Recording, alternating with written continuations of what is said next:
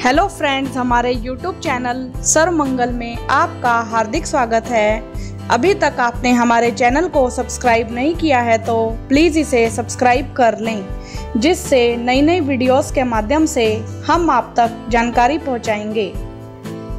और यदि हमारी जानकारी पसंद आए तो प्लीज़ इसे लाइक करें और अधिक से अधिक शेयर भी करें। इस वीडियो में आज हम आपको अक्षय तृतीया के बारे में बताएंगे। भविष्य पुराण के अनुसार वैशाख पक्ष की तृतीया तिथि को अक्षय तृतीया कहा जाता है। वैशाख मास के शुक्ल पक्ष की तृतीया तिथि में जब सूर्य और चंद्रमा अपने उच्च प्रभाव में होते हैं, उस तिथि को अक्षय तृतीया कहते हैं। अक्षय तृतीया को अख तीज और वैशाख तीज के नाम से भी जाना जाता है। इस वर्ष 2017 में अक्षय तृतीया का पर्व 28 अप्रैल को मनाया जाएगा। मान्यता है कि इस दिन जो भी शुभ कार्य किए जाते हैं, उनका परिणाम बहुत ही सुखद होता है।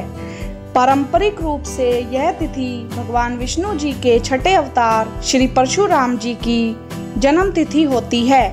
धर्म की रक्षा हेतु भगवान श्री विष्णु जी के 3 शुभ रूपों का अवतरण भी अक्षय तृतीया के दिन ही हुआ माना जाता है। माना जाता है कि जिनके अटके हुए काम नहीं बन पा रहे हों, व्यापार में लगातार घाटा हो रहा हो या किसी कार्य के लिए शुभ मुहूर्त नहीं मिल पा रहा हो, तो उनके लिए नई कार्य की शुरुआत के लिए अक्षय तृतीया का दिन बहुत ही शुभ माना जाता है। अक्षय तृतीया के दिन सोना चांदी खरीदना भी बहुत ही शुभ माना गया है। अक्षय तृतीया व्रत पूजा विधि। अक्षय तृतीया का दिन उपवास के लिए उत्तम माना गया है। इस दिन ब्रह्म मुहूर्त में उठें, फिर स्नान आदि कार्य करके व्रत का संकल्प करें। पूजा स्थान पर भगवान विष्णु जी का चित्र स्थापित करें और पूजन करें। फिर भगवान विष्णु जी को पंचामृत से स्नान कराएं। फिर उन्हें चंदन और पुष्पमाला अर्पित करें। पूजा में जौ का सत्तू, चावल, ककड़ी और चने की दाल अर्पित करें। फिर भगवान विष्णु जी की कथा करें और श्री विष्णु सहस्त्र नाम का पाठ करें।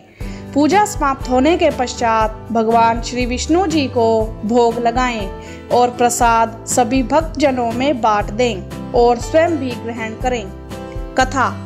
एक पौराणिक कथा के अनुसार महाभारत काल में जब पांडव वनवास में थे, तब एक दिन श्री कृष्ण जी, जो स्वयं भगवान विष्णु जी के अवतार हैं, ने उन्हें एक अक्षय पात्र भेंट स्वरूप दिया था। यह एक ऐसा पात्र था जो कभी भी खाली नहीं होता था। मांग करने पर इसी पात्र से असीमित भोजन प्रकट होता था। इसीलिए पांडवों को कभी भी भोजन की चिंता नहीं होती थी। श्री कृष्ण जी बचपन में सुदामा के मित्र थे। सुदामा बहुत गरीब थे और भगवान श्री कृष्ण जी राजा। एक दिन सुदामा जी भगवान श्री कृष्ण जी के द्वार पर अपने परिवार के लिए आर्थिक सहायता मांगने गए। भेंट के स्वरूप में सुदामा जी के पास एक मुट्ठी भर चावल थे, लेकिन सुदामा जी श्री कृष्ण जी को यह भेंट देने में संकोच कर रहे थे। लेकिन भगवान श्री कृष्ण जी ने उनके हाथ से वह पोटली ले ली और चावल बड़े ही चाव से खाए। श्री कृष्ण जी ने सुदामा जी का बड़ा आदर सत्कार किया। ऐसे सत्कार से सुदामा जी बहुत ही प्रसन्न हुए, लेकिन आर्थिक सहायता के लिए श्री कृष्ण जी से कुछ भी कहना उन्होंने उचित नहीं समझा और बिना कुछ बोले अपने घर के लिए निकल पड़े। जब सुदामा अपने घर पहुँचे तो हैरान हो गए। उनके टूटे फूटे झोपड़े के स्थान पर एक दिव्य महल बना हुआ था। उनकी गरीब पत्नी और बच्चे नए वस्त्र और आभूषण से सुसज्जित थे। सुदामा को यह बात समझ में आ गई कि यह सब उनके मित्र भगवान विष्णु जी अवतार श्री कृष्ण जी का ही आशीर्वाद है। यही कारण है कि अक्षय तृतीया के दिन धन संपत्ति का भी लाभ होता है। महत्व। इस तिथि के दिन महर्षि गुरु परशुराम जी का जन्मदिन होने के कारण इसे परशुराम जयंती या परशुराम तीज भी कहते हैं। इस दिन गंगा स्नान का विशेष महत्व है।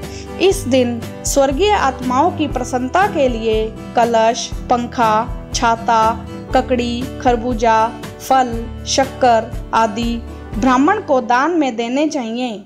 पूरे भारतवर्ष में यह तिथि बहुत ही खास होती है। हर कोई व्यक्ति इस इंतजार में रहता है कि यह तिथि उसके लिए शुभ फल लेकर आए। इसीलिए किसी नए कार्य की शुरुआत से लेकर महत्वपूर्ण चीजों की खरीदारी और विवाह जैसे कार्य भी इस दिन किए जाते हैं। नया वाहन लेना, गृह प्रवेश करना, आभूषण खरीदना आदि कार्य करने के लिए लोग इस तिथि का उपयोग करते हैं। धन्यवाद।